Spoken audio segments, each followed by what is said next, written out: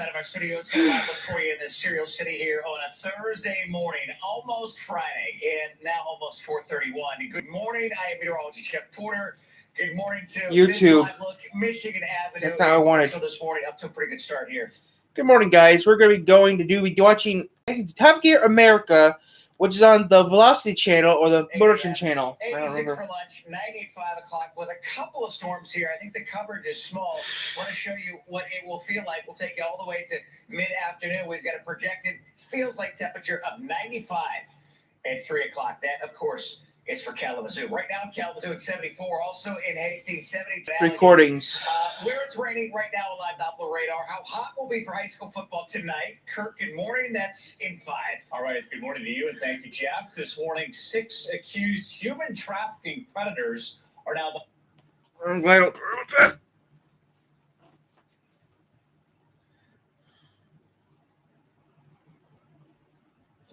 In the building of that car, the process, every little detail of that car, you've touched the part of everything. It's absolutely perfect.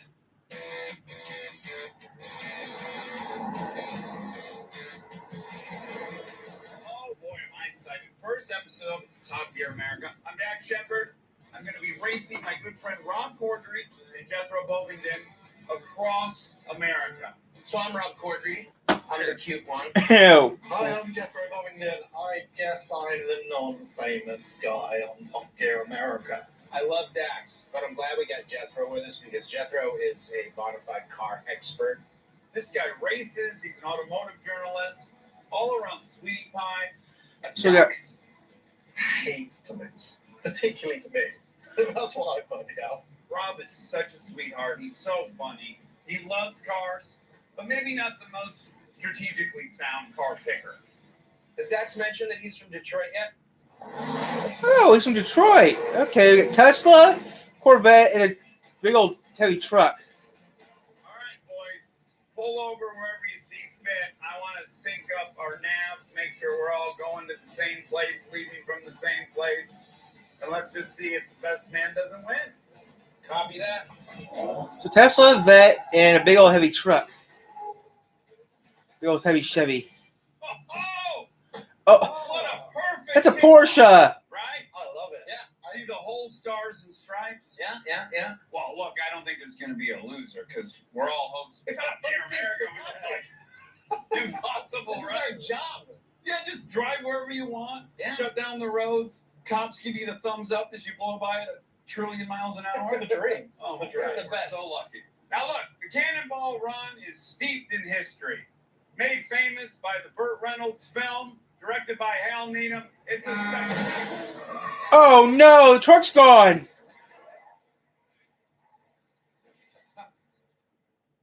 I thought you said the road was closed. Sort of seems like it's open. Yeah. Pretty open. Yeah. All right. Well, I can buff that out. Okay, I can still. Yeah, right. Your truck, your pickup got fire. What the fuck? Oh my God, the road. Yeah. Okay. Let's get out. Yeah, Let's just this went bad.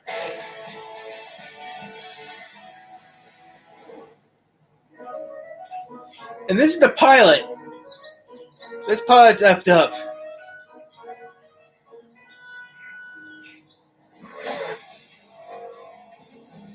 Oh, good screaming. Well, that didn't work out. So on to the next challenge. We have been asked to pick a car that perfectly reflects our personality. And then You guys are already set the scene. stupid. And since these cars are basically us on 4 wheels, the best car means the best. Oh, what American vehicle? I look forward to winning. I chose the 2020 Shelby GT500. That's American. Eleanor's what? Why did I choose this car? First of Her all, grandson? I'm from Detroit, and it gives me tremendous pride knowing that we're making a car like this. This GT500 makes 760 horsepower and 625 pounds of torque. This thing shifts like an F1 car. Corners incredibly.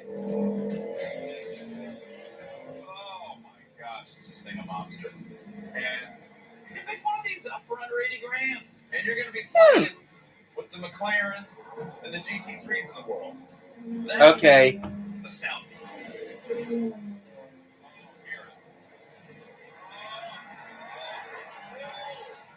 Oh my goodness. My slacks are tight. So Dax brought something which turns 700 horsepower into tyre marks and noise. Utterly predictable. However, I want to remind you what real performance looks like. Enter the 2020 McLaren GT. I know this isn't the ultimate McLaren. This is the one that's just dialed back a little bit. It's going to be more comfy, more usable. But I had a very specific task in this episode. Beat Dax Shepard. So I just needed a car quick enough to beat whatever he could bring, but not so scary that it's going to terrify Rob. The producer said to pick a car that reflects me and could humiliate Dax and Jethro. I immediately thought of the Porsche GT3.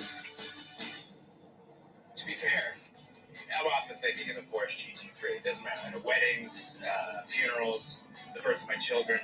I drive a 911S, and I can't imagine how you would make that car any better than I got into this thing. So, we have three very different cars for three very different drivers. Engines in the front, the middle, and the back. And the way these manufacturers like to label cars these days, we were wondering what box they actually fit into. Now, the Mustang has been the quintessential muscle car for decades, but this model is creeping into supercar territory. It accelerates like a supercar, brakes like a supercar, and I never thought I would say this about a Mustang, but it handles like a supercar. What makes a supercar? Supercar is the question. What is a supercar? For me, in the McLaren GT, it ticks a lot of the boxes. Makes you To feel me, like a kid as soon as you a get McLaren it. looks like a supercar. But no offense, I don't want a McLaren. I would want a Ford or American vehicle. So we got a McLaren, a Cobra, and a Ford. I mean, in a Porsche. So Dax, I'm confused. You've got a heavyweight American pig iron car with a lot of horsepower. I'm not surprised that a guy that picked a McLaren would be body shaming. I don't know. Shouldn't it be mid-engine? Shouldn't it be like European and made of carbon fiber? Yes, the supercar, by its original definition, would have all the criteria you just mentioned. But, you know, in Detroit, we do things a little differently. I'm going to give the car some recognition for that. You know, if you think of a supercar as one that is super good at being right on your ass, this does fit that definition. I can't shake the Mustang. I can't even work. Come on, Jethro, move it. Yeah. And I guess I wasn't aware, look, we're all learning things today, but I wasn't aware that supercar meant an exhaust note that will lull you right to sleep, if you even hear it at all. I guess I'm going to call this the gentleman supercar, Dax. It's a tricky concept for you to get to grips with, but it's about going really, really fast in a sort of understated, elegant way. Oh, I'm sorry, guys. I what were you talking about? I was distracted by this driving experience I'm having. So, Rob, what about your car? What is a supercar to Rob Caudry? Yeah, do you know this car has 500 Fett power? Yeah, that's German for horse. So what? I'm going to be completely Okay, I honest might with like you. this show. The producers could have said anything, like buy a mid-70s Canadian built off-road vehicle, and I would have chosen this car. The GT3 has a 7-speed dual-clutch PDK Ooh. transmission and Ooh, rear axle steering. that's different. Listen to that shifting. It just makes me smile. I think we all led with our hearts on this one, and now it's time to find out how well that matches up with what we know about cars and what's a smart choice and what's not. Oh, That was fun. well, if this is not a supercar, then how come you couldn't shape me in your supercar, huh? Yeah, I am impressed. This thing, Wow. Mustang, how does it do that? It's unbelievable. But I maintain it's not a supercar. So I've got the only supercar. You don't have a supercar This at all. no, I drive a Porsche, and so I was like, well, what's a little bit more super than my car? And this is it, super duper. Oh no. I'm saying no. Yeah. This thing is, look at it. How can it, look at it, it's hideous. And What? this is like a supercar that's ashamed to be a supercar. So I'm not sure what box we put this one in yet. Okay, so we all concede that these may not be supercars. So then what are they? Well, okay, we can agree they have GT in the name, so they got to be Grand Tours, right? It's grand. Your car is grand, but I don't know about touring in it. And yours, that doesn't seem like a fun tour to take. I don't. How luxurious are those harnesses feeling to you right now? The racing seat cuts into the luxury. I was adjusting myself more than I feel like a Grand Tour. Is that just excitement? Pretty fun car to drive. Yeah. Hold on. I'm getting pinged by the producers. Oh. Okay, let's see. Oh, they've got a definition for us. GTs are a combination of speed and functionality. No. For this challenge, your family will be joining you. Pack them up and all of their stuff in drag race. I did not bring my family, did you? Which family are they talking about? Because I got one here, I got one in Canada. So, and then your family, I assume, is in England. There's no way this show's got the budget to fly my family over. Wow. I know they can't afford my wife to be on camera. No. I'll be right back.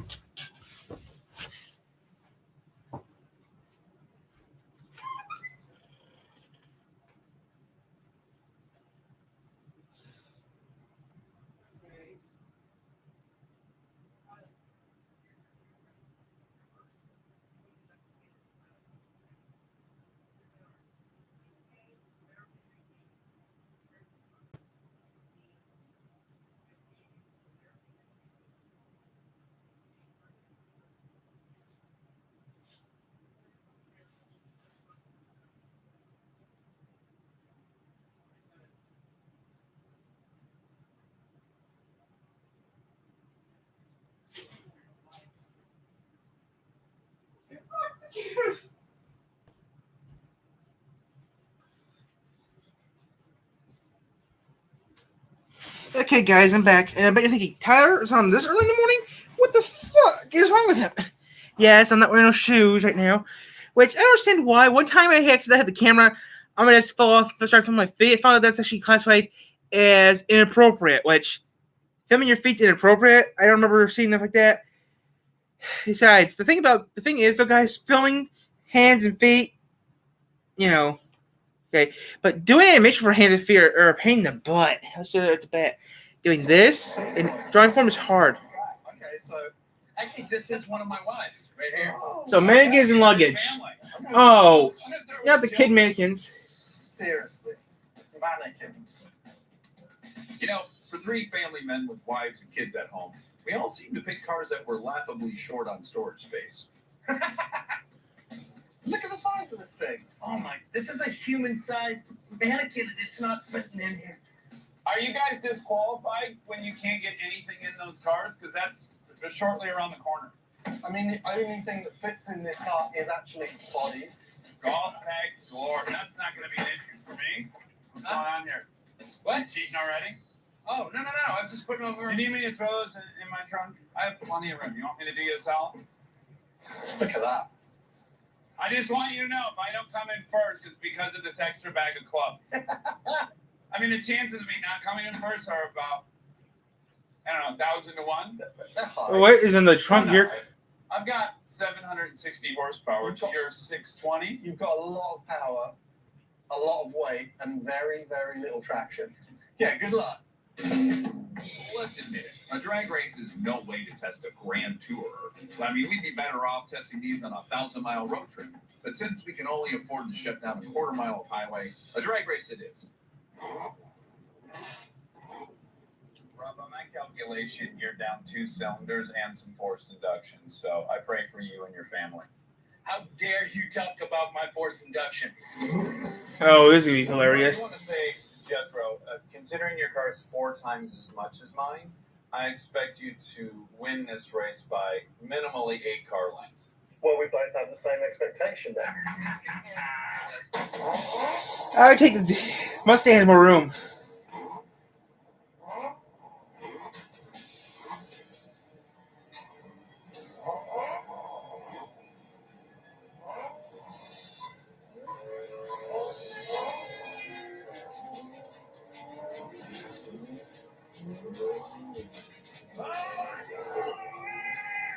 Terrible storm!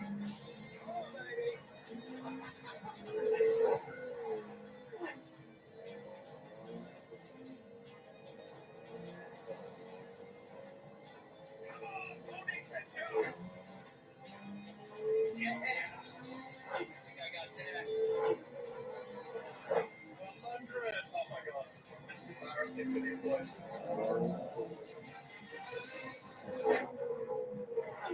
Yeah! We did it. Oh. Yes!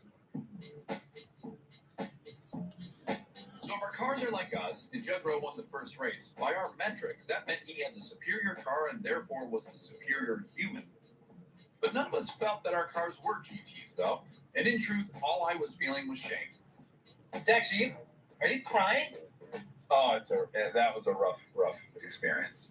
So can we just clarify what was the order? How did it play out? It's hard for me to see what happened behind because he was so far back. I had a great vantage point of everything that happened. I was about a quarter mile behind you guys, and not closing is the most important part. Dex, if you want to smash your steering wheel a couple times, you can. No, I'm a gracious loser. We have more to prove and more to test with these cars, but before we do, I got to drive something that is indisputably the essence of a supercar. I'm a little bit of a nerd when it I'm- comes to landscaping. I don't know if I like this or not.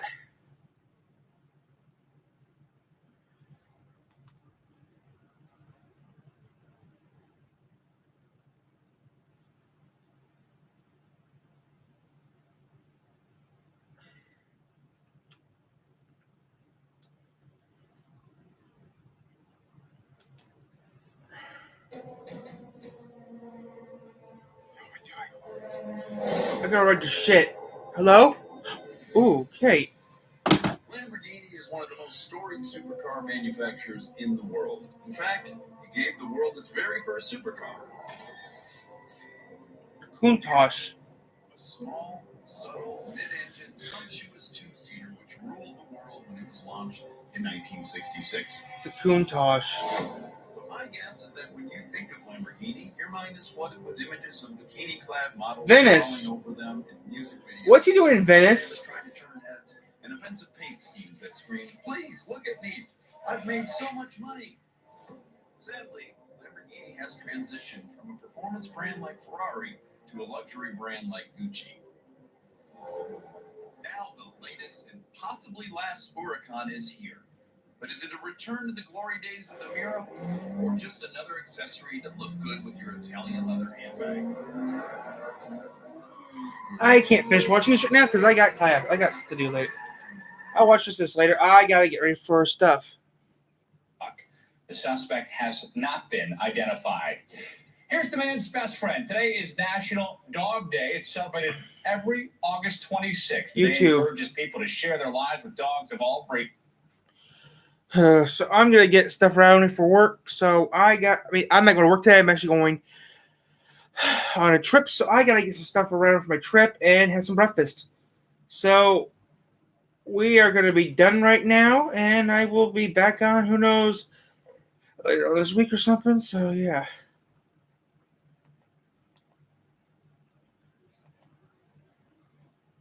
So yep, I'm out. Is Viviro produced with slave labor?